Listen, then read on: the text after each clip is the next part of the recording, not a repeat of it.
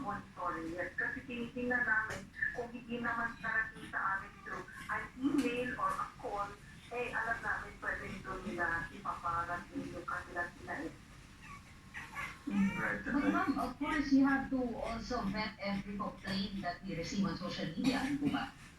Yes, and that is why it goes through due process. So, if we receive complaints, of course, there are some complaints, kunyari kung nagsisimula naman sila, ito yung pinayaran nila, that then it goes through the process of regular pwedeng we already, if it's property, we already have some.